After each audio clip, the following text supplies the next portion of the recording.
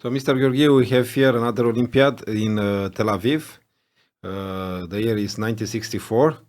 You said that in order to get another norm, you had to play many games. So Well, in that period was very difficult to realize the norms for international master or even more so for grandmaster, because the the idea was to try to force the players to give their best and under special conditions. For instance, if you try to realize the GM norm, you had to realize at least 50% against the grandmasters. I don't know, 60, 65, 60, yeah, 60, 65 against the international masters, and it doesn't matter how many against the normal masters. But finally, you could play very well against everybody, but you had finally only 40% or 45% against the grandmaster. And the International Federation didn't give you the norm because they said it wasn't enough. You didn't realize the norm. So for the grandmaster was minimum how? Minimum 50% against the grandmaster, but it was mandatory. If you didn't have at least 50%, doesn't matter what you do against the others. The grandmasters was the most important thing Which to was very prove. difficult Very difficult. Yes. But how is today? Today is much easier. We have a small inflation in chess also. Because in that period you had all over the world you had maybe 150, 200 grandmasters. The whole world. Now you have more than 2,000. You can imagine. So there were very few tournaments where you can find. No, it was very difficult to get the norms finally, and it was you had to prove, you had to play very, very well. Now it's much easier. You can have the norm everywhere. It doesn't matter what kind of tournament.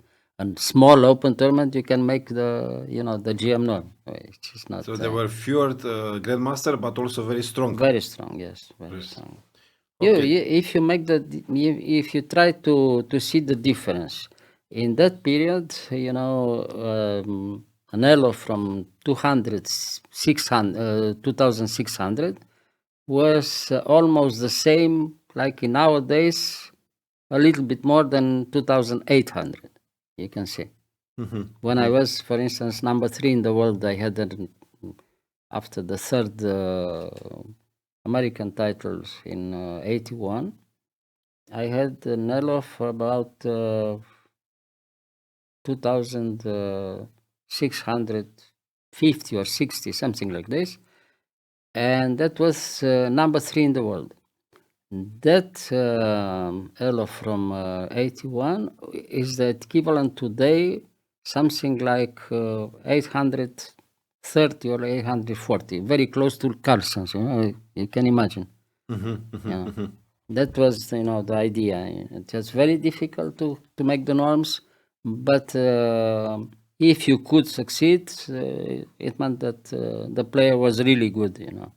It was like a super grandmaster from today. But it happens. That's life. Inflation. We have inflation everywhere today.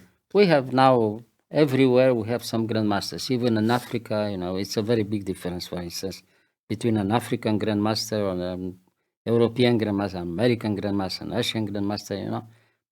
Every country is different. But what can you do? Now it's a little bit globalization everywhere. So at the time, most of the tournaments they were from in Europe, or mostly they were in Europe and the United States. Yes. In Canada also, of course. But in Asia they had very few tournaments. Finally, they started with the Philippines, as we spoke before. Yes. And finally, now they play very well. The Chinese players and the grandmasters from India, they are very strong, and so on. Uzbekistan and many other countries. But then it was completely different, of course. And in Africa, they had no tournaments at all.